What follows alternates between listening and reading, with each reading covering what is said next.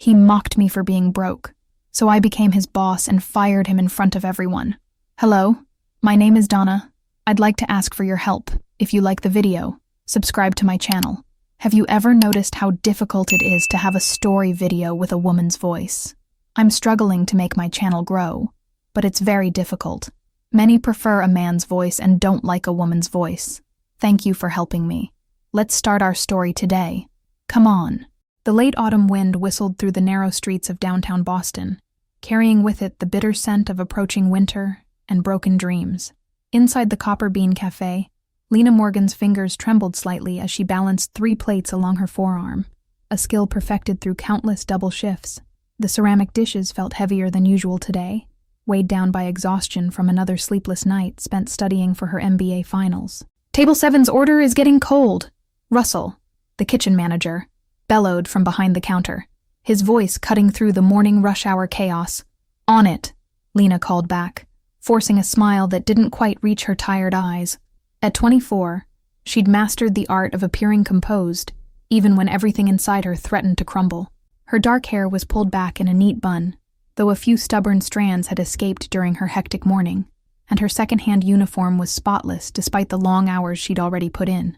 The cafe buzzed with the usual morning crowd, young professionals tapping away at laptops, elderly regulars nursing their daily coffee, and the occasional tourists studying their phone maps with confused expressions. Lena navigated between the tables with practiced ease, her movements efficient despite her fatigue. As she approached table 7, she noticed him immediately. Something about his pristine charcoal suit and carefully styled hair screamed, investment banker or consultant. He sat alone, phone in one hand, the other drumming impatiently on the wooden table. I apologize for the wait, sir, Lena said, setting down his order, a complex arrangement of eggs Benedict with specific modifications. Can I get you anything else? Ryan Blake, as his corporate card had indicated when he paid, looked up from his phone with the kind of dismissive glance that made Lena's stomach tighten. Well, it's about time. The food's probably cold by now. He picked up his fork, cutting into the eggs with surgical precision, when the hollandaise is already separating. Lena's throat constricted. She'd checked the order twice before bringing it out, knowing the kitchen had remade it to meet his exact specifications. I'm sorry about that, sir. I'd be happy to have the kitchen prepare a fresh... No, he cut her off, his voice carrying enough to draw attention from nearby tables. I don't have time for another round of incompetence. Some of us have actual careers to attend to. His eyes flicked to her name tag, then down to her worn shoes. Though I suppose you wouldn't know anything about that, would you? Heat crept up Lena's neck, but she maintained her professional smile. I'll remove the charge for your meal, sir. Oh, how generous. Ryan's laugh was sharp and cold. Tell me, is this what you pictured for yourself? Running food to people who actually made something of their lives. He gestured to his expensive suit. I was having breakfast with my CEO yesterday. Today, I'm stuck here because my usual place is being renovated. And you? His eyes narrowed. You look like someone who had big dreams once. What happened? Did community college not work out? Each word landed like a physical blow. Lena thought of her MBA textbooks in the break room, of the scholarship she'd fought so hard to earn, of the nights spent studying after double shifts. She thought of her mother, who'd worked 2 jobs to support her dreams of higher education. I'll get your check, she managed, her voice surprisingly steady despite the burning behind her eyes. Don't bother. Ryan stood, dropping a few bills on the table. Here's a tip. When you're serving people who matter, try to at least pretend you're competent. He gathered his things, his movements deliberately slow and casual, as if he hadn't just tried to shred someone's dignity in public. Though honestly, some people are just born to serve. Looks like you found your calling. As he walked out, Lena became acutely aware of the pitying glances from nearby tables. Her hands were shaking now, but not from exhaustion. Something else was building inside her. Not hatred, but a fierce, burning determination. She picked up the bills he'd left, noticing he'd tipped exactly 10%, probably another calculated insult. In that moment, standing in the middle of the busy cafe with Ryan Blake's words ringing in her ears, Lena made a silent promise to herself. This moment, this humiliation, would be the foundation of something greater. She thought of her upcoming final exams, of the internship applications sitting in her bag, of all the nights she'd wondered if she was fooling herself trying to climb out of her circumstances. Lena, Sophie, another server, touched her arm gently. You okay? Lena took a deep breath, straightening her shoulders. I'm fine. And surprisingly, she meant it. She felt oddly calm, focused. Actually, I'm better than fine. Because in trying to break her spirit, Ryan Blake had inadvertently done something else entirely. He'd given her an enemy to prove wrong, a face to put to every doubt, every obstacle, every voice that had ever suggested she should settle for less. The autumn wind was still blowing outside, but Lena barely felt it now. She had tables to serve, finals to study for, and a future to build. And somewhere out there, Ryan Blake was going about his day, unaware that he'd just become a catalyst for someone else's rise. She picked up her serving tray again, her movements now charged with new purpose. Some people collected grievances to fuel their anger. Lena would collect this moment to fuel her ambition. And one day, she promised herself, she would make sure Ryan Blake remembered her name, not as the server he'd tried to humiliate, but as someone who had surpassed every limitation he'd tried to place on her. The morning rush continued, but something had changed. In the simple act of surviving his cruelty with her dignity intact, Lena had already begun to win. Lena's apartment was barely bigger than a storage unit, but tonight it felt especially confining. The yellow streetlight filtering through her single window cast long shadows across her MBA textbooks, scattered across a fold-out table that doubled as her desk. Her morning encounter with Ryan Blake played on repeat in her mind as she attempted to focus on her financial analysis homework. You should have seen his face, Sophie, Lena said into her phone, which was propped against a stack of books as she highlighted key passages. Like he was doing me a favor by pointing out my worthlessness. Sophie Diaz's warm laugh crackled through the speaker. Sounds like a real piece of work. But hey, at least Russell banned him from the cafe. That's something, right? It's not about him anymore. Lena set down her highlighter, running her fingers through her hair, now freed from its morning bun. It's about everything he represents. Every door that's been closed in my face because I don't have the right connections or the right background. A comfortable silence settled between them, broken only by the distant rumble of the subway beneath her building. Sophie had been Lena's closest friend since their undergraduate days, when they'd both worked part-time at the university library. While Lena had pursued her MBA, Sophie had followed her passion for graphic design, but their bond had remained unshakable. You know what scares me the most? Lena finally continued, her voice softer. For a split second today, when he was talking, I almost believed him. Like maybe I am fooling myself, trying to break into a world that doesn't want people like me. Lena Morgan, don't you dare. Sophie's voice turned fierce. You're 3 months away from finishing your MBA with honors. You've done that while working full-time, sometimes more. That's not fooling yourself. That's proving yourself. Lena smiled, grateful for her friend's unwavering support. She glanced at her laptop screen, where several browser tabs displayed internship opportunities at various financial firms. One particular listing caught her eye, a junior analyst position at Hartford Innovation Partners, a boutique consulting firm known for its unconventional approach to talent acquisition. You're right, Lena said, straightening in her chair. Actually, I've been thinking, maybe it's time to stop playing it safe with my applications. What do you mean? Lena clicked on the Hartford listing, scanning the requirements. Remember Marcus Lee, the guest speaker from my corporate strategy class last semester? The one you wouldn't stop talking about? Mr. Ma, success isn't about where you start, na sao. He's heading up a new division at Hartford. They're specifically looking for candidates with diverse work experience. Lena's voice gained momentum as she spoke. The listing says they value problem-solving skills and adaptability over traditional corporate backgrounds. Sophie whistled. Sounds perfect for you. But isn't Hartford pretty competitive? Extremely. Lena opened another tab, beginning to research the firm more thoroughly. Their acceptance rate for analysts is under 2%. But you know what? That's exactly why I need to apply.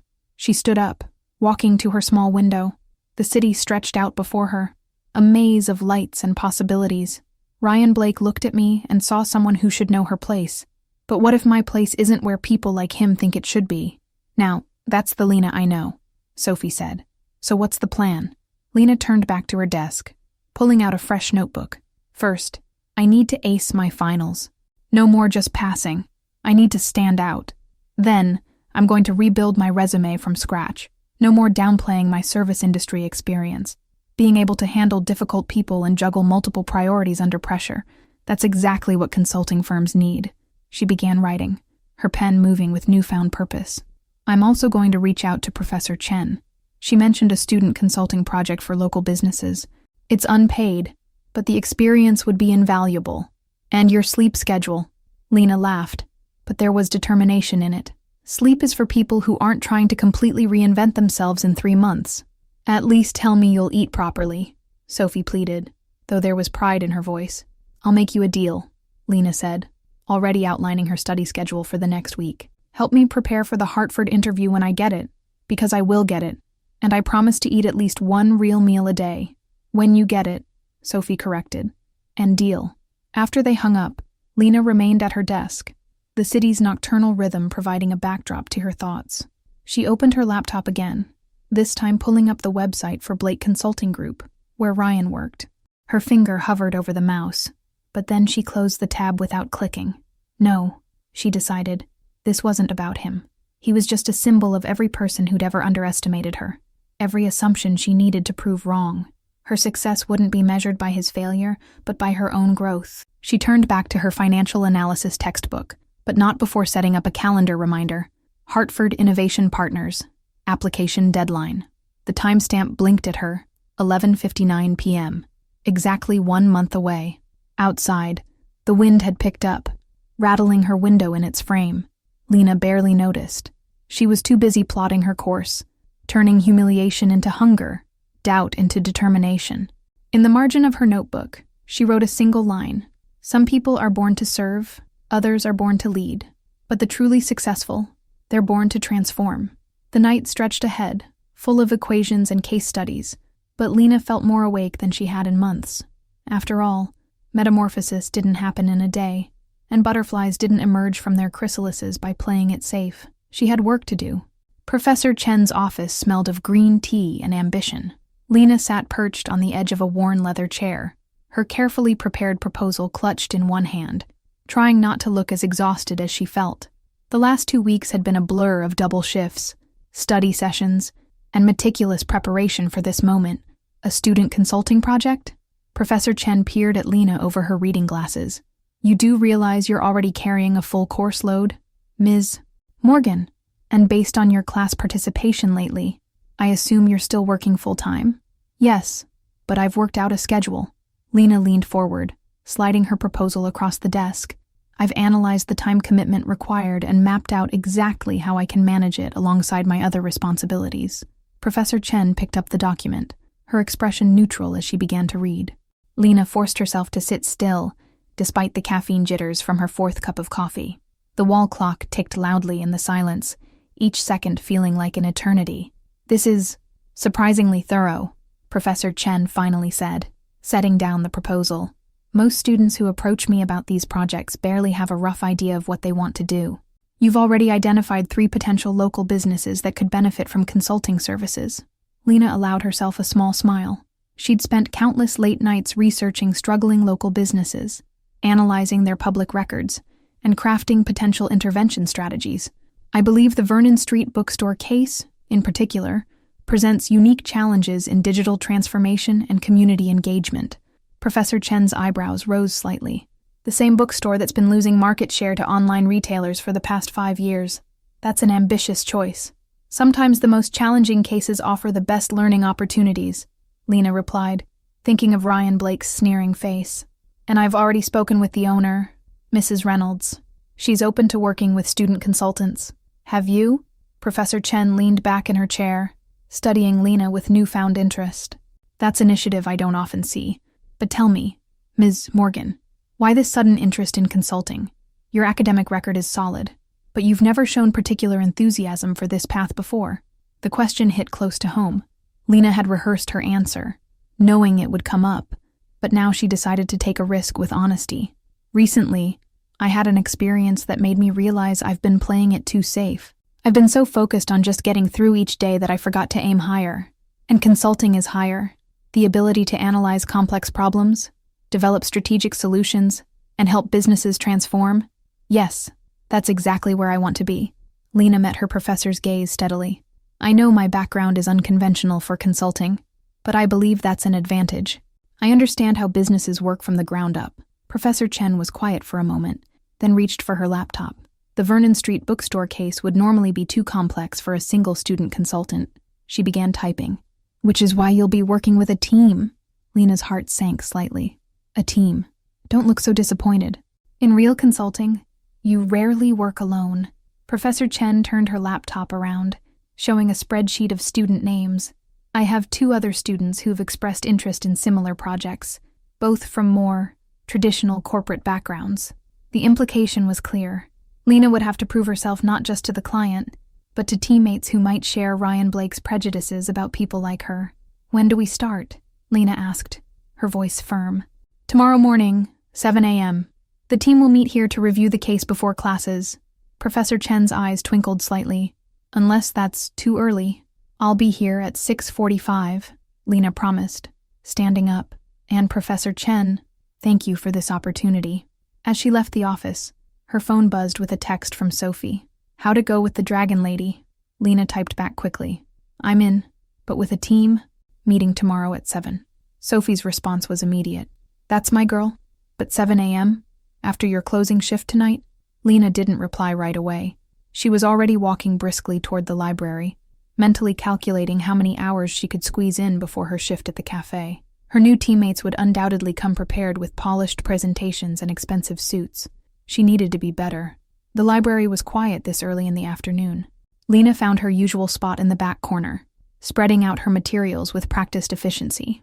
Her copy of Consulting Frameworks and Methodologies was well worn now, its margins filled with her neat handwriting. As she worked, a new email notification popped up on her laptop. The sender made her breath catch. Hartford Innovation Partners, HR Department. With trembling fingers, she clicked it open. Dear Ms. Morgan, thank you for your interest in our junior analyst position. We are impressed by your unique background and would like to schedule an initial phone screening. Lena pressed her hands to her mouth, stifling a laugh that might have been partly a sob. The first door was opening. Now she just had to prove she deserved to walk through it. Her phone buzzed again. The cafe manager. Can you come in early tonight? Dinner rush is crazy. Reality crashed back in. There would be time to celebrate later. Right now, she had consulting frameworks to memorize, a team to prepare for, and tables to serve. Success, she was learning, was built in these moments, the unglamorous hours between the milestones, when no one was watching, and only your own determination kept you going. She typed a quick, "On my way," to her manager, then turned back to her studies. Tomorrow morning, she would walk into that team meeting not as a waitress trying to play consultant, but as someone who had earned her place at the table. The library lights hummed overhead, and somewhere in the city, Ryan Blake was probably sitting in his corner office, unaware that the server he'd dismissed was methodically dismantling every assumption he'd made about her. Lena smiled and turned the page. The business school's meeting room was empty when Lena arrived at 6:30 a.m., her laptop tucked under one arm and a thermos of coffee in her other hand. She'd managed 3 hours of sleep after her shift, but adrenaline and determination kept her alert. The sun hadn't risen yet, and her reflection in the floor-to-ceiling windows looked almost ghostly against the dark city backdrop. She was reviewing her notes for the 3rd time when voices approached from the hallway. "I can't believe Chen stuck us with the Vernon Street case. It's practically a lost cause." The male voice was loud, confident, carrying the easy assurance of someone who'd never doubted their place in the world. "At least it'll look good on our resumes. Digital transformation strategy for a legacy business." The female voice had a crisp British accent, though I was hoping for something more. Ambitious. They walked in together, Alexander Price and Victoria Wells, according to Professor Chen's email. Alexander wore a perfectly tailored navy suit that probably cost more than 3 months of Lena's rent. Victoria's red-soled heels clicked sharply against the hardwood floor. They both stopped short at the sight of Lena. "Oh," Victoria said, recovering quickly. "You must be Laura." "Lena," she corrected, standing and extending her hand. "Lena Morgan." Alexander shook her hand with the precise pressure and duration taught in business etiquette classes. "Alexander Price, summer analyst at Goldman last year." He gestured to the room's sleek coffee machine. "Could you get that started for us?" Lena felt a familiar heat rise in her neck, but kept her voice steady. "Actually, I've prepared a preliminary analysis of the bookstore's market position and potential intervention points. Would you like to review it before we begin?" The slight widening of their eyes was almost comical. Victoria recovered first, sliding into one of the ergonomic chairs. "Of course. Though I should mention I did my summer internship at BCG, focusing on retail transformation. I have quite a bit of experience in this area. Lena connected her laptop to the room's display system, pulling up her presentation. That's fantastic. Your experience will be valuable. I've been speaking with Mrs. Reynolds, the owner, and I think there are some unique factors we need to consider. Alexander's posture shifted slightly as Lena began walking them through her analysis. She'd spent hours crafting these slides, making sure every data point and recommendation was bulletproof. The caffeine buzz in her veins felt like liquid courage. These customer loyalty metrics are interesting. Victoria interrupted, leaning forward. How did you get this data? I've been observing the store's customer patterns during different times of day, Lena explained. And Mrs. Reynolds gave me access to their basic sales data. The store has a small but fiercely loyal customer base, particularly among local book clubs and writing groups. That's all very grassroots, Alexander said, his tone suggesting this wasn't a compliment. But what about the broader market analysis, the competitive landscape? Lena clicked to the next slide. I've mapped the store's position against both local and digital competitors, including a SWOT analysis of their current community engagement strategies. She paused, then added, sometimes the most valuable insights come from ground-level observation, not just industry reports. The room fell quiet as they absorbed her presentation. Lena could almost see the mental adjustments happening behind their carefully neutral expressions. They'd walked in expecting to carry a less experienced teammate. Now they were recalibrating. Victoria broke the silence. This is quite thorough, though I have some concerns about the proposed digital integration timeline. Based on my experience at BCG, a knock at the door interrupted her.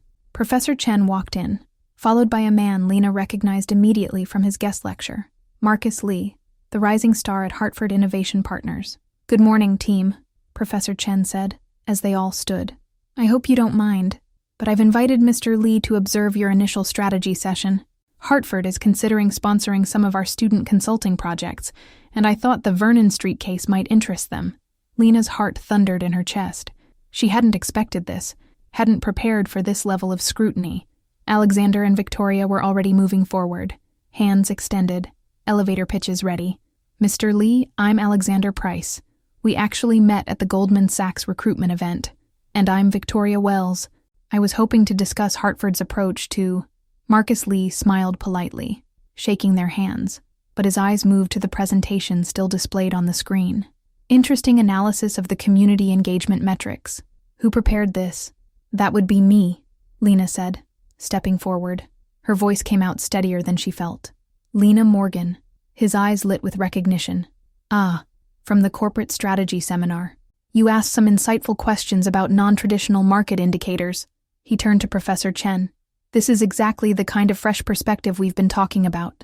Alexander and Victoria exchanged glances. Lena felt the dynamic in the room shift again, like tectonic plates realigning. Well, Professor Chen said, taking a seat, why don't you continue with your presentation, Mrs. Morgan? Mr. Lee and I are particularly interested in how you're planning to address the digital transformation challenges. Lena took a deep breath, squaring her shoulders. This wasn't just about proving herself to her teammates anymore. This was an opportunity she couldn't have planned for, but one she'd prepared for anyway, through all those late nights and extra hours of research. Of course, she said, clicking to her next slide. And let's start with the core problem. How to preserve the soul of a community bookstore while building a bridge to its digital future. As she began speaking, she caught Marcus Lee nodding approvingly. Victoria was already taking notes, her earlier skepticism replaced by focused attention. Even Alexander seemed to be reassessing his initial judgments. The morning sun was finally rising over Boston, painting the room in shades of possibility. Lena felt the familiar surge of energy that came with knowing exactly where she was going and what she needed to do to get there. Somewhere across the city, in another sleek office building, Ryan Blake was probably just arriving at work. But here, in this room, Lena Morgan was already hours deep into becoming someone he wouldn't recognize, and she was just getting started. Vernon Street bookstore smelled of aged paper and possibility. Late afternoon sunlight filtered through dust-mottled windows, creating golden paths between towering shelves. Mrs. Reynolds, a sharp-eyed woman in her 60s, led the consulting team through the maze of books, her silver hair catching the light. Most consultants I've talked to want to gut the place, she said, running her hand along a shelf of leather-bound classics. Turn it into one of those sterile spaces with more coffee than books. But this store has soul. Victoria exchanged a glance with Alexander, who was trying not to touch anything too dusty with his designer suit.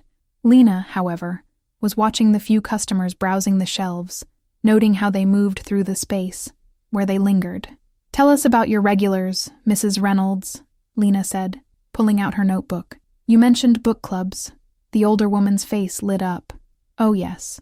The Tuesday Night Literary Society has been meeting here for 20 years, and the Young Writers workshop every Saturday morning. Those kids practically live here during summer break." "That's charming," Victoria said, tapping notes into her tablet. "But the revenue numbers suggest charm isn't enough anymore. Have you considered a complete rebranding? Perhaps targeting a more upscale demographic?" Mrs. Reynolds' expression cooled. "You mean like that new place downtown? All chrome and $5 cookies. That's not what we're about. What we need to understand," Alexander cut in smoothly, "is your vision for the store's future, assuming you want it to have one." Lena caught the slight flinch in Mrs. Reynolds' shoulders. She stepped forward, positioning herself between her teammates and the owner. "Actually, I'd love to see the community space you mentioned. The one used for events?" "Of course." Mrs. Reynolds led them to the back of the store, where a cozy room opened up. Mismatched armchairs formed a circle, and local artwork covered the walls. A whiteboard still held notes from the last writing workshop. "This is where the magic happens," Mrs. Reynolds said softly, "where stories are born and shared." Lena noticed something else, a small desk in the corner with a relatively new computer. "You've already started some digital integration. Trying to," Mrs. Reynolds sighed. "We record the writing workshops, post them online for kids who can't make it in person. Started a blog for book reviews. But I'm not very tech-savvy, and my granddaughter who helped set it up is away at college now." Victoria perked up. "Digital content creation. That's actually quite forward-thinking." "Yes, but the execution needs work," Alexander said, examining the computer setup. "Your online presence is fragmented, and the user experience is authentic," Lena interrupted. "Just like the store. What if, instead of overhauling everything, we built on what's already working? Enhance rather than replace." She walked to the whiteboard, uncapping a marker. "Mrs. Reynolds, how many regular workshop participants do you have?" "About 15 kids in the writing program, 20-something in the adult book clubs." "Why?" Lena began sketching a diagram. "Each of those participants is connected to a network of friends, family, and fellow readers. They're not just customers, they're community ambassadors." Her marker moved quickly, mapping out connections. "What if we equipped them with tools to share their experiences here? Not just through basic social media, but through," she paused, "an idea forming, through a custom platform, a digital extension of this physical space." Victoria moved closer to the whiteboard, her eyes narrowing thoughtfully. "A community-driven content hub? That could work. We could integrate e-commerce functionality, but make it feel more like a recommendation from a friend than a hard sell. The authenticity of a local bookstore," Alexander mused, "with the reach of a digital platform, not competing with Amazon on their terms, but creating something they can't replicate." Mrs. Reynolds watched them work with growing interest. "And the workshops? The events? Hybrid model," Lena said, adding another branch to her diagram. "In-person experiences enhanced by digital tools, not replaced by them. Your regular customers become your online curators, sharing their passion with a wider audience." "That's actually brilliant," Victoria admitted. "Simple, but scalable. And it preserves the store's essential character while expanding its reach." Alexander was already pulling out his phone, checking something.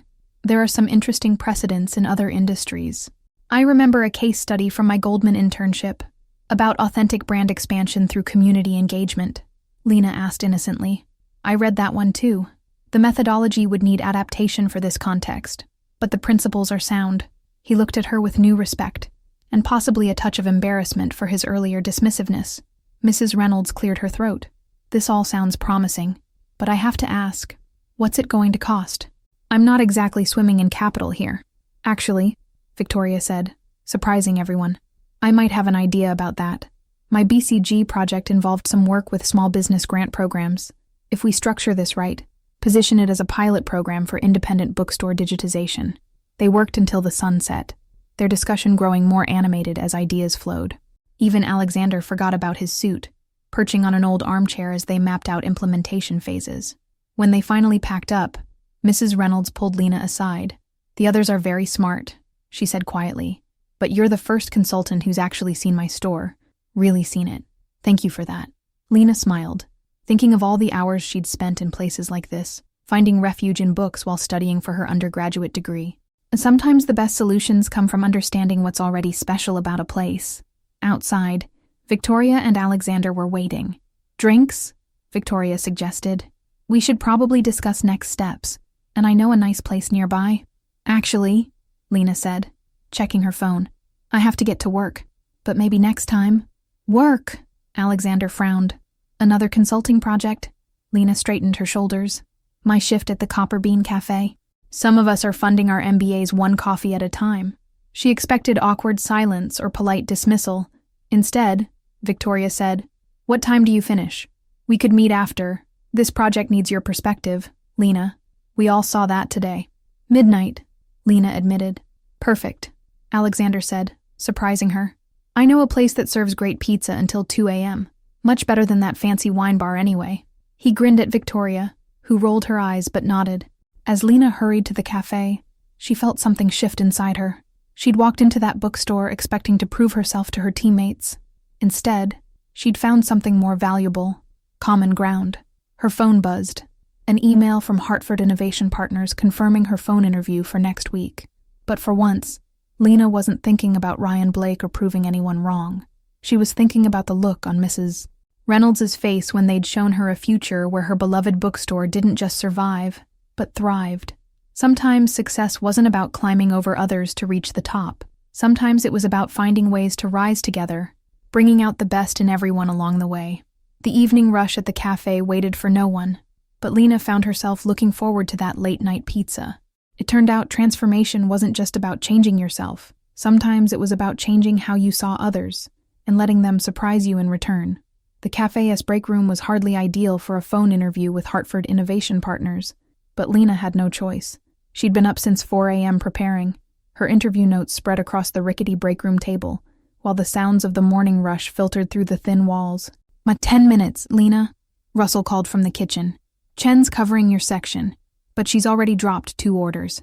Lena straightened her blouse, a recent purchase from a consignment shop, and checked her reflection in her phone's screen. Dark circles shadowed her eyes, testament to another nearly sleepless night spent finalizing the bookstore's digital transformation proposal. Her phone buzzed, an incoming call from Hartford. "This is Lena Morgan," she answered, her voice steady despite her racing heart. "Good morning, Mrs. Morgan. This is Diana Foster, Senior Recruitment Manager at Hartford. Thank you for making time for us today." Lena could hear the faint clicking of a keyboard in the background. "Thank you for the opportunity, Ms. Foster. I have your application here, along with some interesting feedback from Marcus Lee regarding your work on the Vernon Street bookstore project. Quite an unconventional approach to digital transformation." A crash from the kitchen made Lena wince. "Yes, we believe in preserving the core value proposition while expanding digital reach." "Order up," Russell's voice boomed through the wall. "I'm sorry," Lena said quickly. "Could you give me just one moment?" She muted the call, hurrying to close the break room door. When she returned, she took a deep breath. "As I was saying, our strategy focuses on community-driven content creation." "Miss Morgan," Diana interrupted. "Are you at work right now?" Lena's throat tightened. "Yes, I apologize for the background noise. I'm on my break from my current position at the Copper Bean Cafe. Yes, it's on your resume." Diana's tone was unreadable. "Tell me, how do you plan to balance the demands of a full-time consulting position with your other commitments?" The question hit like a physical blow. "My current job is temporary," Lena explained. "If offered a position at Hartford, I would—" Her phone chimed with a text from Victoria. "Emergency team meeting at 11. Mrs. Reynolds called. Major issues with implementation timeline." "Ms. Morgan?" Diana prompted. "I'm sorry," Lena said, forcing herself to focus. "What I mean to say is that my current position has taught me valuable skills in multitasking and client service that would translate well to consulting. For example," the break room door burst open. "Lena," Chen looked panicked. "Table 12 is asking for the manager. Something about their order being completely wrong." Lena muted the call again, her hands shaking slightly. Please, just give me 5 more minutes. This interview is crucial. Chen nodded sympathetically, closing the door, but the momentum was broken. Ms. Morgan, Diana's voice had grown cooler. Perhaps we should reschedule when you're in a more professional environment. No, please. Lena stood up, pacing the small room. I know this isn't ideal, but this is exactly why I'm right for Hartford. I understand what it means to work your way up from the ground floor. I see opportunities others might miss because I've been on both sides of the counter. There was a long pause. Then Diana said, Tell me about the bookstore project. Lena seized the opportunity. Vernon Street Bookstore is a perfect example of how traditional consulting approaches often miss the human element. While my teammates initially pushed for a complete overhaul, I saw the potential in the existing community connections. We're not just digitizing a bookstore, we're preserving and amplifying its soul. Interesting. Diana's tone warmed slightly. And how did you convince your more traditionally trained teammates? By showing them that innovation doesn't always mean disruption. Sometimes it means building bridges between what works and what's possible.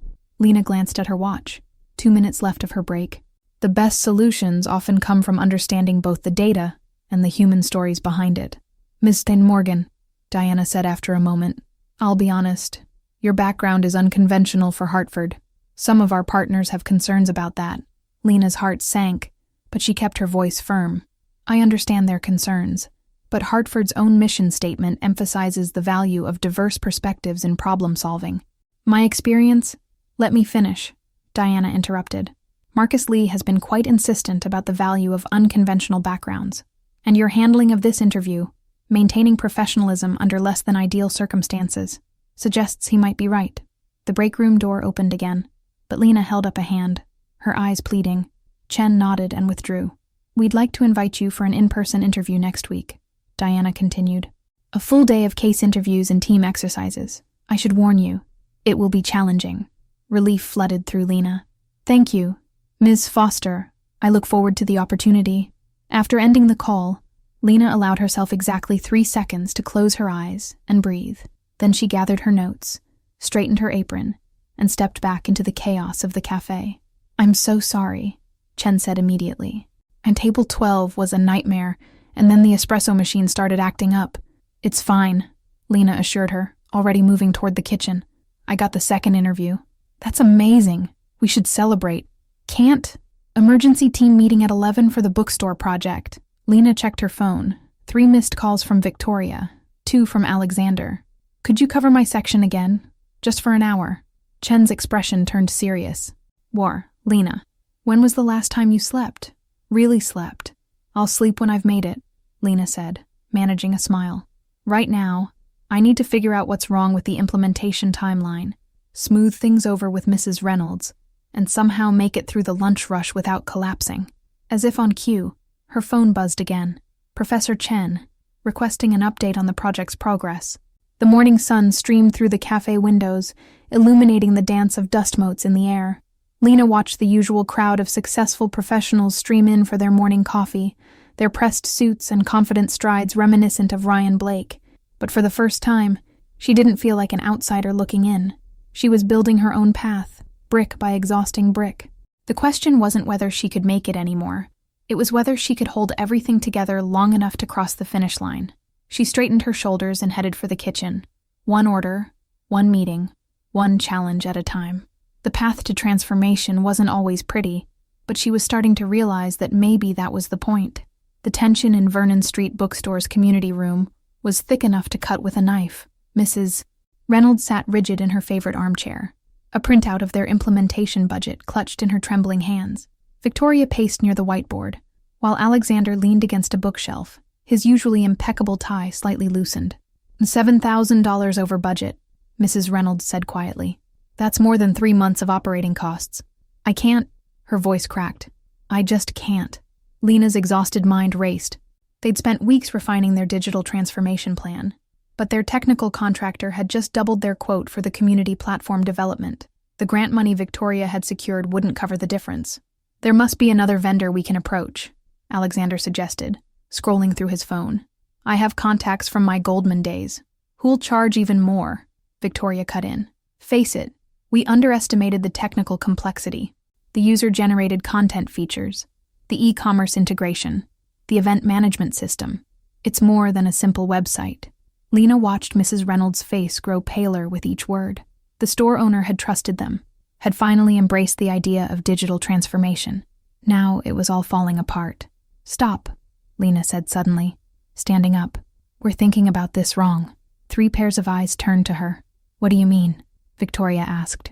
Lena walked to the whiteboard, erasing their complex technical diagrams. "We've fallen into the same trap as every other consultant who's tried to help this store. We're letting the technology drive the solution instead of the community." She uncapped a marker, drawing a simple circle. "What's the core of our strategy? It's not the platform, it's the people. The Tuesday Night Literary Society, the Young Writers Workshop, the local artists who display their work here. But without the platform," Alexander began. "Without the platform, we still have a community." Lena added spokes to her circle. "What if we started smaller, instead of building everything at once? What if we began with the most crucial features and let the community itself guide the evolution?" Victoria's pacing slowed. "A phased approach. More than that." Lena's marker moved faster as the idea took shape. "What if we turned the development itself into a community project? I know some of the kids from the writing workshop are interested in coding. Local tech professionals come here all the time for coffee and quiet workspace." Mrs. Reynolds sat up straighter. "Danny from the Tuesday night group works in web development. He's always offering to help." "Exactly." Lena turned to her teammates. "Victoria, your grant proposal emphasized community engagement. What if we expanded that to include the actual development process? Create a tech mentorship program alongside the platform building?"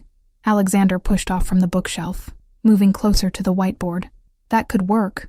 It would take longer, but it would be sustainable," Victoria finished. "The community wouldn't just use the platform. They'd have ownership of it, and the development costs would be significantly lower," Lena confirmed. "We'd need to coordinate volunteers, set up proper project management, but—" "I know someone," Alexander interrupted. "A former classmate who runs a tech education nonprofit. They might be interested in partnering, providing structure and oversight." Mrs. Reynolds stood up, hope returning to her face. "And the kids would love it. Learning real-world skills while helping save their favorite bookstore." The energy in the room shifted as they reworked the plan. Victoria's project management experience proved invaluable in structuring the community development program. Alexander's corporate connections opened doors to potential educational partners, and Mrs. Reynolds began making calls to her regular customers, the response immediate and enthusiastic. Hours later, as they were wrapping up, Lena's phone buzzed. Her heart sank as she read the message. Her replacement for tonight's cafe shift had called in sick. She'd been hoping to use those hours to prepare for her Hartford interview tomorrow. "Everything okay?" Victoria asked, noticing her expression. "Fine," Lena said automatically, then paused. These people had become more than teammates over the past weeks. "Actually, no. I have my Hartford interviews tomorrow, but my shift coverage just fell through. I haven't had time to properly prepare, and—" "What time is your shift?" Alexander asked. 6 to midnight. Victoria and Alexander exchanged looks. "Take out your case prep materials," Victoria said. "We'll help you prepare during your shift." Lena blinked. "What?" "We'll come to the cafe," Alexander explained. "Order enough coffee to justify taking up table space. Run cases between customers. You don't have to—" "We want to," Victoria said firmly. "Besides, I still owe you for catching that error in my grant calculations." Mrs. Reynolds, overhearing, smiled. "The store's book club can survive one night without their usual space. Go ace that interview, dear. Show them what real community-minded leadership looks like." As they left the store, the setting sun painted the street in shades of gold. Lena felt a familiar exhaustion in her bones, but something else too, a warmth that had nothing to do with caffeine or success. "Oh, and Lena," Alexander called as they headed for their cars. "Wear that navy blazer you had on at last week's presentation. It projects quiet confidence." Victoria laughed. "Look who's finally putting his fashion obsession to good use." Their easy banter continued, but Lena had fallen silent, struck by a sudden realization.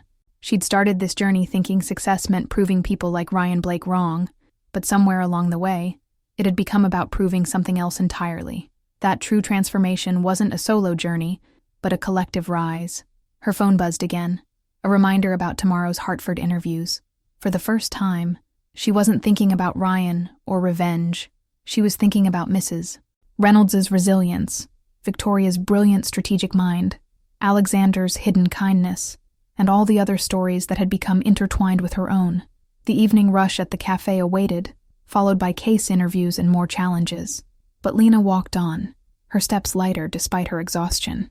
Sometimes the hardest paths led to the most unexpected destinations, and the most meaningful victories were the ones you didn't walk alone.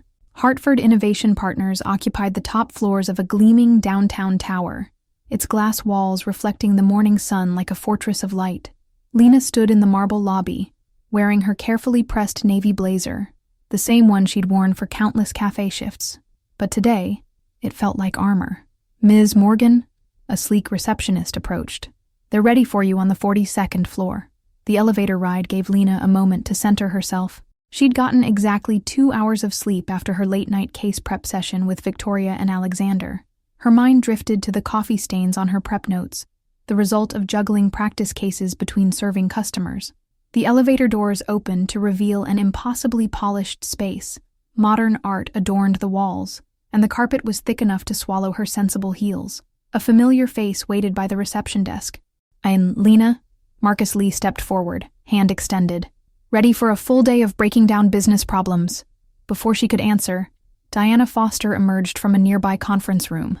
"Mr. Lee, the partners are asking about the Vernon Street bookstore approach. They have some concerns about the timeline adjustment." Lena's heart skipped. They were following her project. Perfect timing. Marcus smiled. "Why don't we let Ms. Morgan address those concerns directly? It's case study time anyway." They led her into a conference room where 3 partners sat waiting. Lena recognized them from Hartford's website: James Chen, Patricia Winters, and, her breath caught, William Blake, Ryan's father. "Ms. Morgan." William Blake's voice was cool, professional. "We've been reviewing your team's rather unconventional approach to the Vernon Street case. Perhaps you could walk us through your reasoning?" Lena felt a moment of panic. This wasn't a hypothetical case study. This was her actual project, and Ryan's father was asking her to defend it. She thought of Mrs. Reynolds, of the community room filled with stories and possibilities, of Victoria and Alexander staying up late to help her prepare. She straightened her shoulders. "Of course. But first, I'd like to ask, what do you consider the primary purpose of business consulting?" The partners exchanged glances. Patricia Winters leaned forward. "To optimize business performance and drive profitability, obviously. That's the conventional answer," Lena agreed. "But at Vernon Street, we discovered something different. Sometimes the highest return on investment comes not from optimization, but from transformation, not just of the business, but of the community it serves." She moved to the whiteboard, uncapping a marker with steady hands. For the next 20 minutes, she laid out their strategy: the community-driven development approach, the educational partnerships, the organic growth model. She explained how they'd turned a budget crisis into an opportunity for deeper engagement. Traditional consulting would have pushed for rapid digital transformation, regardless of the human cost, she concluded. Instead, we're building something sustainable, something that transforms not just the bookstore's business model, but its role in the community's future. William Blake's expression remained unreadable. Interesting approach. But let's test your traditional consulting skills as well. Here's a case about a multinational corporation facing supply chain disruptions. What followed was 6 hours of intense case interviews, technical questions, and scenario analyses. Lena drew on everything: her MBA studies, her cafe management experience, the lessons learned from the bookstore project. Each answer seemed to lead to 3 more questions. Finally, as the sun was setting over the city, Diana Foster led her to a small conference room for the final interview. Just one more person to meet," Diana said, opening the door. Lena's step faltered. Ryan Blake sat at the table, his expression a mixture of shock and something else: recognition. "Mr. Blake is one of our junior associates," Diana explained, seemingly unaware of their history. "He'll be asking you some questions about team dynamics and conflict resolution." Lena took her seat, feeling strangely calm. The irony was almost perfect. Ryan cleared his throat. "Ms. Morgan, tell me about a time you faced significant opposition to your ideas. How did you handle it?" Their eyes met across the table. Did he remember? Did he recognize the server he'd tried to humiliate? But Lena wasn't that person anymore, and suddenly, She realized Ryan wasn't the giant he'd once seemed. Actually, she said, I have a very relevant example. It's about learning to see beyond first impressions and finding value in unexpected places. She told the story of the bookstore project, of overcoming her teammates' initial skepticism, of turning potential adversaries into allies. But she wasn't just talking about Victoria and Alexander anymore. The most valuable lesson I learned, she concluded, looking directly at Ryan, is that true success isn't about proving others wrong. It's about proving yourself right and bringing people along with you on that journey. Ryan's face had gone slightly pale. Recognition flickered in his eyes, followed by something that might have been shame. Thank you, Ms. Morgan, Diana said, standing. We'll be in touch very soon. In the elevator heading down, Lena felt lighter than she had in months, not because she'd faced Ryan, though that had been satisfying in an unexpected way, but because she'd finally understood something crucial. Her phone buzzed with messages from Victoria, Alexander, and Mrs. Reynolds, all asking how it went. Another text arrived from Sophie. No matter what happens, I'm proud of you. Standing in the lobby where she'd started her day, Lena looked up at the towering building. Success wasn't a destination you reached by climbing over others. It was a path you forged by lifting others up along the way. She stepped out into the evening air, her navy blazer now feeling less like armor and more like a second skin. The cafe waited, one more closing shift before she could rest. But for the first time in her journey, Lena felt not just tired but truly awake. After all, transformation wasn't about becoming someone else. It was about becoming more fully yourself and helping others do the same.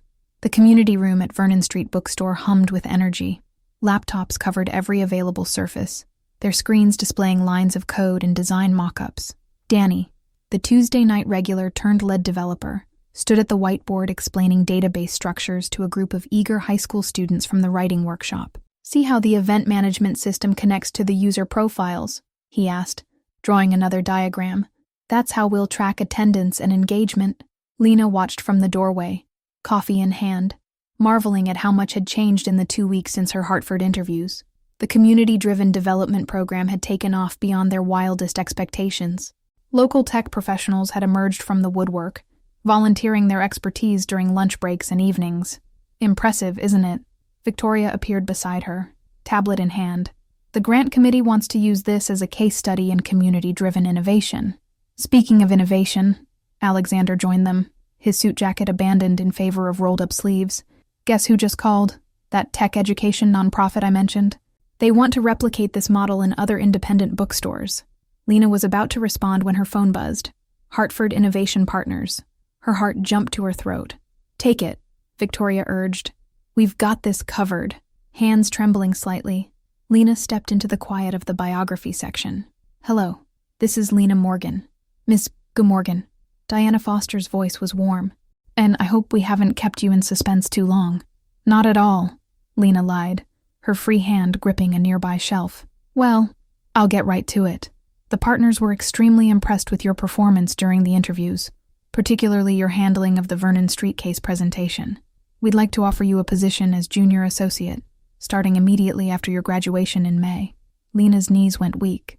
She steadied herself against a shelf of presidential biographies. Thank you, Mrs. Foster, I'm honored. There's more, Diana continued. William Blake was particularly intrigued by your community-driven transformation model. He'd like you to head up a new initiative, developing similar programs for other small businesses facing digital transformation challenges. The room seemed to spin. William Blake, Ryan's father, wanted her to lead a project. Of course, Diana added. This would mean accelerating the Vernon Street timeline. We'd want to showcase it as a proof of concept. Could you have everything ready for a formal presentation in 2 weeks? Lena looked through the doorway at the busy community room. Danny was now helping Mrs. Reynolds understand the new inventory system, while a teenage girl excitedly showed Alexander her ideas for the mobile app interface. My 2 weeks is ambitious, Lena said carefully, but we have an amazing team, both the official one and the community volunteers. Excellent. Oh, and one more thing. Ryan Blake has requested to be assigned to your team for the Small Business Initiative. Lena nearly dropped her phone. I'm sorry. He was quite insistent, actually. Said something about wanting to learn a different approach to consulting. Is that going to be a problem? Through the doorway, Lena could see Victoria giving a young writer tips on content strategy. while Alexander helped another student debug some code. They'd come so far from their initial skepticism, becoming not just teammates but true believers in this vision of community-driven transformation. "No," Lena said finally. "No problem at all." After ending the call, she stood motionless among the biographies of great leaders, their spines a rainbow of possibilities. Success had always been the goal, but this felt different from how she'd imagined it. "Lena." Mrs. Reynolds appeared at the end of the aisle. "Everything okay?" "I got the job," Lena said softly. "At Hartford. They want to use our project as a model for other businesses." Mrs. Reynolds' face lit up. "Oh, my dear. That's wonderful." Then she paused, noting Lena's expression. "Isn't it?" "It is. It's just," Lena gestured to the busy community room. "When I started this journey, I thought success meant proving people wrong, showing them I belonged in their world.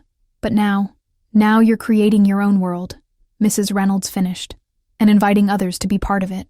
Victoria and Alexander had noticed her return and were heading over. Beyond them, Danny was leading another coding session. The young writers turned developers, hanging on his every word. The bookstore hummed with the energy of transformation, not just of a business, but of a community. "They want everything ready for presentation in 2 weeks," Lena told her teammates. "And there's something else. Ryan Blake wants to join the project team at Hartford." Victoria's eyebrows shot up. Alexander let out a low whistle. "The same Ryan Blake who—" Victoria began. "Yes." Lena took a deep breath. "But maybe that's perfect. After all, this whole project is about transformation, about helping people and businesses become better versions of themselves." Alexander nodded slowly. "From antagonist to student, that's quite a turnaround." "Speaking of turnarounds," Victoria gestured to her tablet, "wait until you see the latest engagement metrics from our beta testing. The community involvement has doubled our projected user adoption rates." They huddled together, reviewing data and adjusting timelines. Through the window, Lena could see the cafe across the street where she'd soon work her last shift. The place where Ryan had once tried to diminish her now seemed like a distant memory, not because she'd risen above it, but because she'd grown beyond it. Her phone buzzed again. A text from Sophie with a photo of champagne. "Time to celebrate?" Lena looked around at her unlikely team. The corporate achievers who'd learned to value community over credentials. The local tech professionals sharing their knowledge with the next generation. The young writers discovering new ways to tell their stories. This wasn't just her success, it was theirs. "Not yet," she texted back. "We've got 2 weeks to prove that success doesn't have to mean leaving people behind. It can mean bringing them along." The afternoon sun slanted through the bookstore windows, illuminating dust motes that danced like possibilities in the air. In 2 weeks, she would stand before Hartford's partners and present not just a business transformation, but a new way of thinking about success itself. And somewhere in that audience, Ryan Blake would be watching, not as an antagonist, but as someone about to begin his own journey of transformation. After all, sometimes the most powerful changes happened not in boardrooms or balance sheets, but in the hearts and minds of those who witnessed what was possible when community and commerce found common ground. 3 days before the Hartford presentation, Vernon Street Bookstore stayed open well past midnight. The community room had transformed into a command center, with presentation drafts covering the walls and empty coffee cups scattered among the laptops. "The user adoption rates are remarkable," Victoria said, updating another slide, "especially considering we're still technically in beta." Alexander nodded, loosening his tie. He'd come straight from his final interview at Goldman Sachs to help prepare. "But we need to emphasize the scalability aspect. Hartford's partners will want to see how this model can be replicated." Danny, their volunteer lead developer, looked up from his laptop. "The codebase is fully documented and modular. We designed it so other stores could customize features based on their community needs." Lena stood back, watching her worlds collide and merge. The young writers from the workshop had stayed late too, helping to craft the narrative of the store's transformation. Mrs. Reynolds moved among them all, distributing fresh coffee and snacks, her face glowing with pride. "Lena?" Sophie poked her head in, holding up a garment bag. "Your suit for the presentation just came back from the tailor." "You didn't have to pick that up," Lena started, but Sophie waved her off. "Please, this is your moment. We're all in this together." A notification pinged on several screens simultaneously. The latest test deployment had finished. Danny pulled up the results, and a collective breath was held. "All systems green," he announced. "The platform's ready for full launch." A cheer went up from the room. Mrs. Reynolds wiped tears from her eyes as she watched the young developers high-five each other.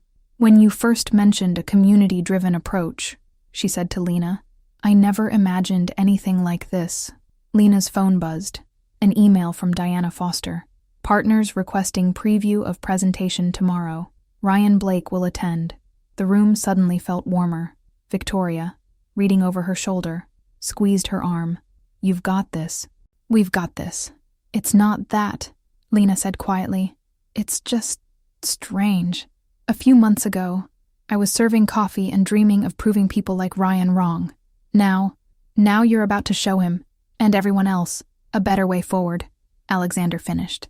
He'd been skeptical of working with Ryan at first, but had come around to the idea. That's real leadership. A commotion at the front of the store drew their attention. Professor Chen walked in, followed by Marcus Lee from Hartford. "Hope you don't mind us dropping by," Marcus said, taking in the busy scene. "Word about this project has been spreading through some interesting circles." Professor Chen beamed. "The dean wants to feature it in the next alumni newsletter. MBA students revolutionize community business model, or something similarly catchy. Actually," Marcus added, "that's partly why I'm here. Hartford's partners are interested in expanding this initiative beyond bookstores. They're talking about creating a new division focused on community-driven business transformation, with the right person leading it, of course." His meaningful look at Lena was interrupted by Danny calling out, "Hey, check this out." They all turned to the main screen where the platform's dashboard displayed a real-time map of community engagement. Glowing points showed active users, book club meetings, writing workshops, and volunteer developers all connected in an intricate web of interaction. "It's beautiful," Mrs. Reynolds whispered. "It's more than beautiful," Victoria said, her analyst's mind working. "It's proof that profit and community aren't mutually exclusive. Look at these engagement metrics, these conversion rates. But the real magic," Lena added, "is what you can't measure. The high school student who discovered she loves coding, the retired engineer teaching database design between mystery novels, the book club that's now beta testing our mobile app." Marcus nodded slowly. "You're not just transforming a bookstore. You're creating a template for sustainable community-driven innovation." "Speaking of templates," Alexander cut in, "we should probably finish the presentation. It's already past midnight." The next few hours were a blur of refinements and rehearsals. The young writers helped polish the narrative, while the tech volunteers fine-tuned their demonstrations. Victoria orchestrated the flow of data and insights, while Alexander pressure-tested every assumption. As dawn approached, the room had finally emptied except for Lena's core team. They sat among the scattered papers and sleeping laptops, exhausted but satisfied. "Remember our first meeting?" Victoria mused. "When we thought this project was beneath us?" Alexander laughed. "When we thought we knew everything about business transformation. When you asked me to get coffee," Lena added, and they all chuckled. Mrs. Reynolds appeared with one last round of coffee. "The morning regulars will be here soon. Real customers using our new system for the first time." They gathered around the main screen, watching as the first orders came in through the platform. A book club updated their meeting schedule. A young writer posted about the coding workshop. The community they'd built was coming alive. Lena's phone buzzed again. A message from Ryan Blake. "Looking forward to tomorrow's preview. I have a lot to learn." She showed it to her teammates. Victoria raised an eyebrow. Alexander whistled softly. "Full circle," Sophie said from the doorway. "No," Lena replied, looking around at her unlikely team of corporate achievers, tech volunteers, and community builders. "Not a circle, a spiral. We're all moving up together." The morning sun began to paint the sky outside, and with it came the weight of what lay ahead. In a few hours, they would present to Hartford's partners. In a few days, they would launch the platform that could change how businesses and communities evolve together. But right now, in the quiet dawn of the bookstore, Lena felt something beyond exhaustion or anxiety. This was what transformation really looked like. Not a single moment of triumph, but a continuous process of lifting others as you climbed. She stood, straightening papers and gathering laptops. There was still work to do, still challenges to face. But for the first time since that humiliating moment in the cafe, she wasn't driven by the need to prove anyone wrong. She was driven by the need to prove everyone right. Everyone who had believed, contributed, and grown along the way. That, she realized, was the most transformative power of all. The Hartford Innovation Partners conference room felt different in the morning light. Lena stood at the head of the long table, watching partners file in with their leather portfolios and coffee cups. Victoria and Alexander flanked her like sentries, while Mrs. Reynolds sat near the back, clutching her worn leather notebook. William Blake entered last, Ryan close behind him. Father and son took seats directly across from each other, creating a strange symmetry. Lena caught Ryan's eye for a moment. He nodded slightly, his usual arrogance replaced by something that looked almost like anticipation. "Ms. Morgan," William Blake began, "I understand you've brought your entire team. Unusual for a preliminary presentation." "Actually," Lena replied, her voice steady, "they're not my entire team. They're just the representatives who could fit in this room." She clicked to her first slide, showing the real-time community engagement map from Vernon Street Bookstore. Points of light pulsed and connected, each representing a person, a story, a piece of the transformation. "What you're seeing isn't just a business case study," she continued. "It's a living ecosystem of community-driven innovation. In the past 3 weeks, Vernon Street Bookstore hasn't just adapted to digital transformation, it's redefined what transformation means." Victoria stepped forward with the metrics: user engagement rates, revenue growth, community participation statistics. Alexander followed with the scalability analysis and partnership opportunities, but it was Mrs. Reynolds who captured the room's attention when she spoke about the human impact. "Last week," Mrs.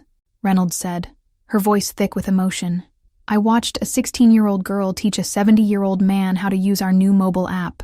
He's been coming to the store for 30 years. Now he's helping us test new features and suggesting improvements." The partners leaned forward as Lena explained the community development model, the educational partnerships, the organic growth strategy. She could see the moment they understood. This wasn't just about saving one bookstore. This was a template for sustainable business transformation.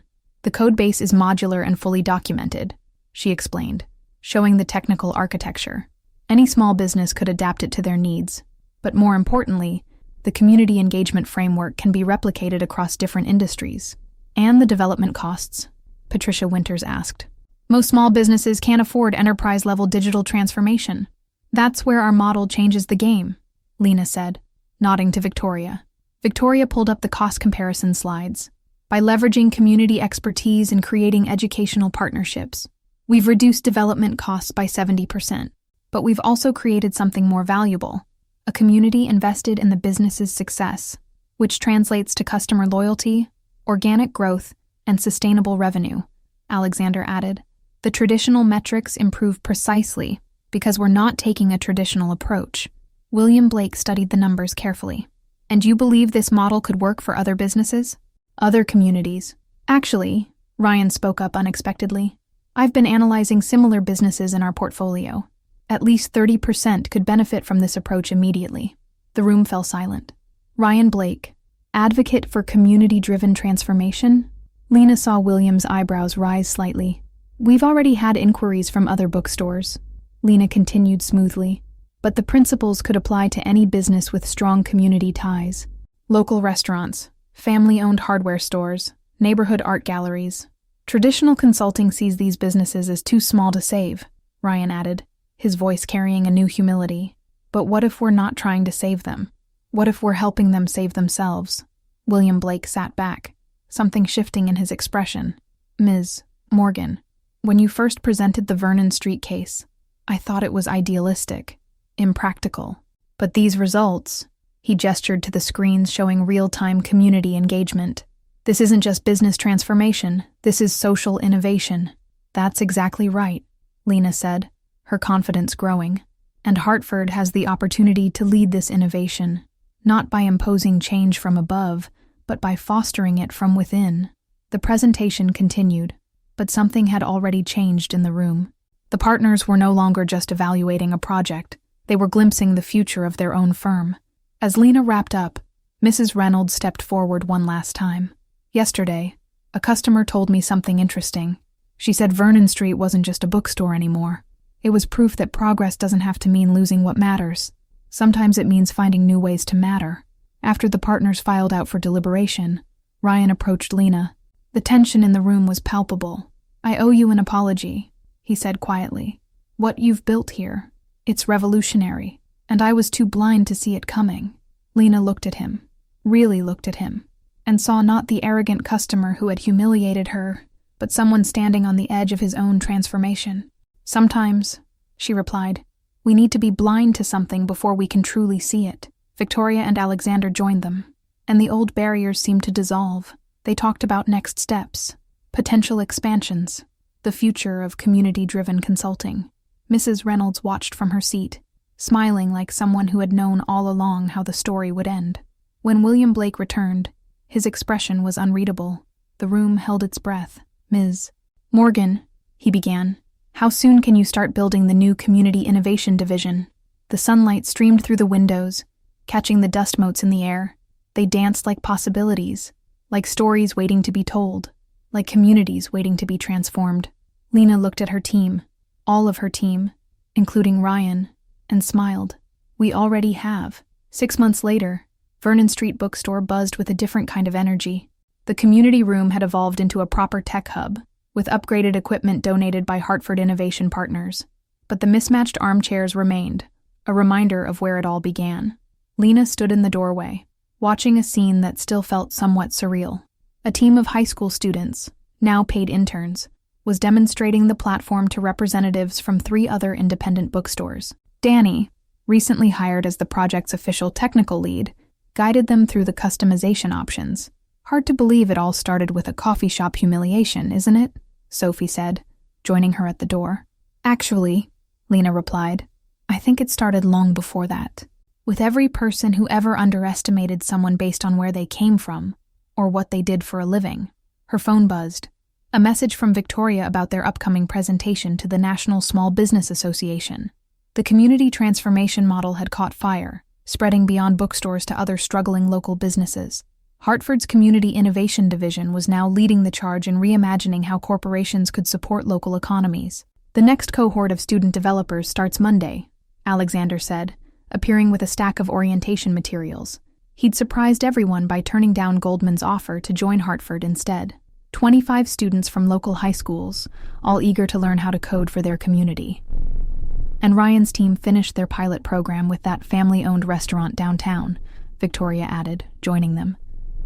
Who would have thought he'd become our biggest advocate for community-driven transformation? Lena smiled, remembering their last team meeting. Ryan had changed in ways she hadn't expected. His former arrogance transformed into passionate advocacy for businesses others had written off as too small or too traditional to save. Mrs. Reynolds emerged from between the shelves, leading a tour of visiting business owners. And this is where our young coders work, she was saying proudly. They're not just building websites. They're building bridges between tradition and innovation. The store had become a case study in sustainable transformation, featured in business journals and MBA programs. But more importantly, it had become a blueprint for hope, proof that progress didn't have to mean leaving anyone behind. Miss Morgan, a young girl approached, clutching a laptop. I have an idea for improving the mobile app's accessibility features. Could I show you? Of course, Lena said, pulling up a chair. And please, call me Lena. As she listened to the girl's presentation, Lena caught sight of her reflection in the window. She was wearing one of her new suits. No more consignment shops necessary, but she'd kept the navy blazer from her cafe days. Some things were worth remembering. The afternoon sun slanted through the windows, illuminating the busy scene. In one corner, elderly book club members chatted with teenage coders about user interface design. In another, local business owners shared stories of their own transformation journeys. The boundaries between digital and physical, young and old, tradition and innovation had blurred into something new and vital. William Blake himself had visited last week, bringing news of expansion plans for the Community Innovation Division. You've started something remarkable here, he'd said, watching the bustling activity. Something that could change how we think about business transformation entirely. But the real transformation, Lena knew, wasn't in the business metrics or the accolades. It was in moments like this, watching a young girl's eyes light up as she explained her ideas, seeing Ryan mentor small business owners with genuine humility, helping communities discover their own power to shape their future. Her phone buzzed again, a reminder about tomorrow's meeting with potential investors for the expansion program. She'd been right. That day in the cafe when Ryan had tried to humiliate her, it had been a turning point, but not in the way she'd imagined. Lena? Mrs. Reynolds called out. The Tuesday Night Literary Society wants to know if you'll join them later. They're discussing books about second chances. Wouldn't miss it, Lena replied, smiling at the perfect symmetry of it all. Victoria was already diving into the accessibility proposal with the young developer, while Alexander made notes about incorporating it into the training program. Sophie snapped pictures for the project's blog, and somewhere in the store, Ryan was probably helping another small business owner envision a new future. This, Lena realized, was what real success looked like. Not a singular triumph over adversity, but a continuous cycle of growth and renewal that lifted everyone it touched. She'd started this journey seeking transformation, never imagining that the greatest change would be in how she defined success itself. The bookstore hummed with possibility, its old walls containing countless new beginnings. Outside, the city stretched away under the afternoon sun, full of other businesses waiting to be transformed, other communities waiting to discover their strength, other stories waiting to be rewritten. Lena Morgan, once a waitress dismissed as someone who would never matter, now stood at the heart of a movement that was redefining what mattered. But she hadn't done it alone, and she hadn't done it to prove anyone wrong. She'd done it by proving that the most powerful transformations happen when we stop trying to rise above others and start lifting them up instead. The young developer was still talking, her ideas flowing faster than she could express them. Lena leaned in, ready to help shape another new beginning. After all, that's what transformation was really about. Not ending one story, but starting many new ones. And this was just the beginning. The end. Thanks for watching to the end. What did you think of this story? Let us know in the comments below. We value your opinion. Click the like button if you enjoyed it, and be sure to subscribe to receive more captivating stories. Activate the bell so that you're always the first to know when a new video is published. See you next time.